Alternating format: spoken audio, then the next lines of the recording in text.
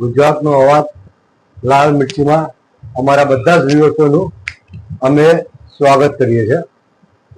અમારી ચેનલના like, subscribe અને ફોલો કરી લો, જેથી ધોળકાની તથા અમદાવાદ જિલ્લાની ગ્રામ્યની તમામ લોકલ માહિતી અમે તમારા સુધી પહોંચાડીશું. આજે અમે જે વાત કરવા જઈ રહ્યા છે એ ગુજરાતના પાટનગર ગાંધીનગરથી માત્ર ને માત્ર 60 કિલોમીટર દૂર અમદાવાદ જિલ્લાની અંદર ધોળકા તાલુકાની વાત કરી રહ્યા છે. જે ધોળકા તાલુકાની અંદર રામપુર અને ખાતરીપુર ગામની વચ્ચે જે કેનાલ આવી રહી છે, જે નર્મદાના પાણી આવી રહ્યા છે, એ શું સામાન્ય ધોળકા તાલુકાના સામાન્ય ખેડૂત સુધી પાણી પહોંચી રહ્યું છે? જો આ વિડીયો પછી આપણે વાત કરીએ.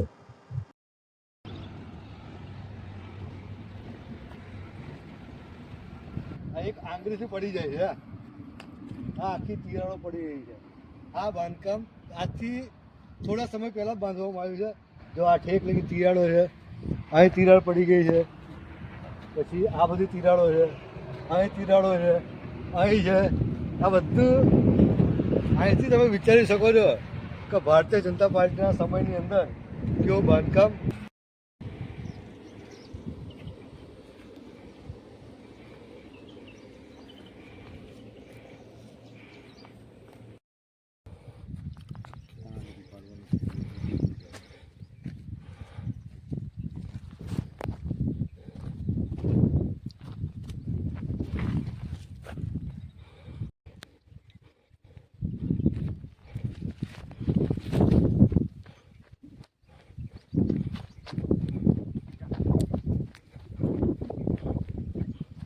ગુજરાતનો અવાજ લાલ મિર્ચીમાં અમારા વ્યુઅર્સોનું સ્વાગત છે.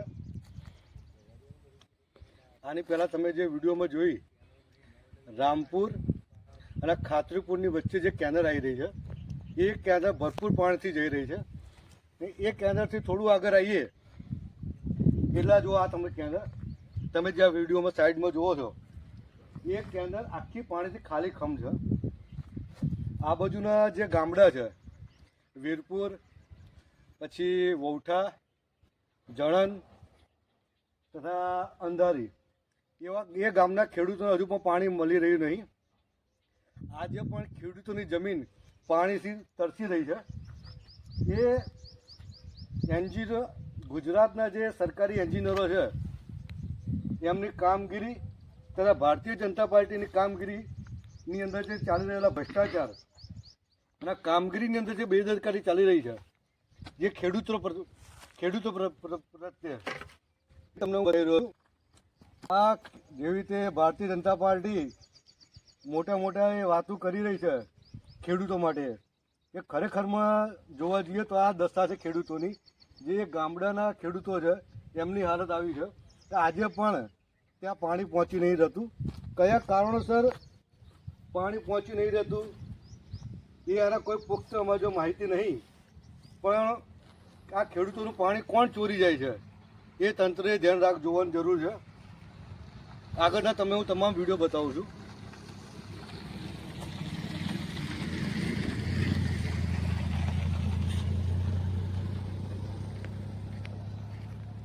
એક મિનિટ બંધ કરો.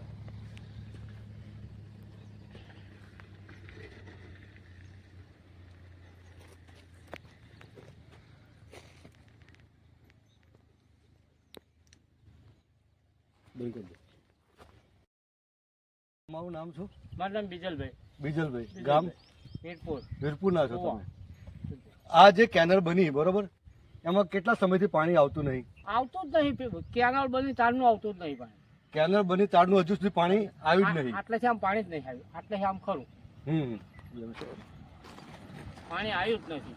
તો અહીંના ખેડૂતો કેવી રીતે ખેતી કરે? આ બધા ઘઉં એવું કહી ગયા પાણી ઘઉં કરીએ લાગે તો થતી જ નહીં આ પાકા.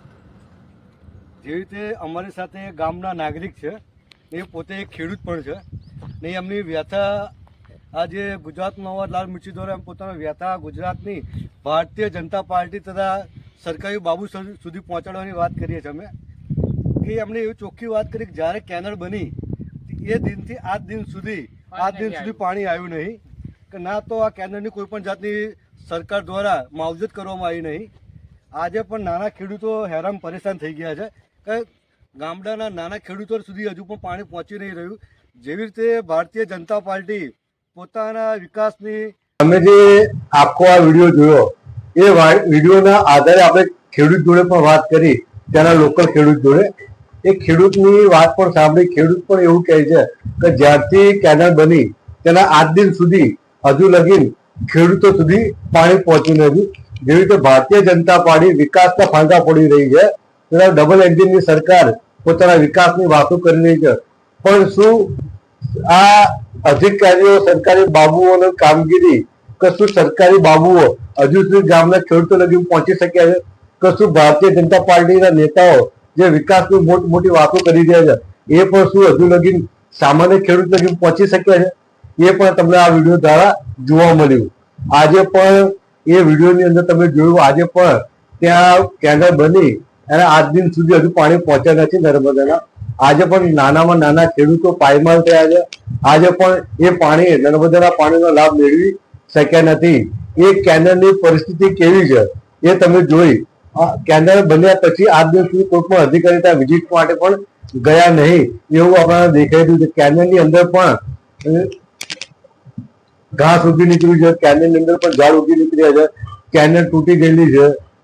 શું સરકારના આ નાના ખેડૂતોને પ્રશ્ન દેખાતા નહીં? શું નાના ખેડૂતોની તકલીફ શું સરકાર સુધી પહોંચતી નથી? આજે પણ એ ગામનું એ કેનાલનું પાણી એ ગામના આજુબાજુના ગામના લોકો પણ એ પાણી લે છે. જેવી રીતે વીરપુર છે, ધણ છે, વોઠા છે, એવા નાના નાના ગામના કેટલા ખેડૂતો આ પાણીનો લાભ લઈ શકે છે. જો સરકાર આની પર ધ્યાન આપે અને સામાન્ય ખેડૂત સુધી આ પાણી પહોંચાડે તો ક્યાં લગીને આ ભ્રષ્ટાચાર તથા સરકારી બાબુઓની જે સરકારી બાબુઓ છે એ પોતાના કામની અંદર બેદરકારી દાખવે છે, જેના કારણે આ બધું થઈ રહ્યું છે. જે ભારત જે સંવિધાન જલ્દથી જલ્દ આ ખેડૂતોને નર્મદાના પાણી મળે તથા આ ખેડૂતો ખેતી ને ડાંગરોના પાક લેતા થઈ જાય એ હેતુથી આ વિડીયો બનાવવામાં આવે છે.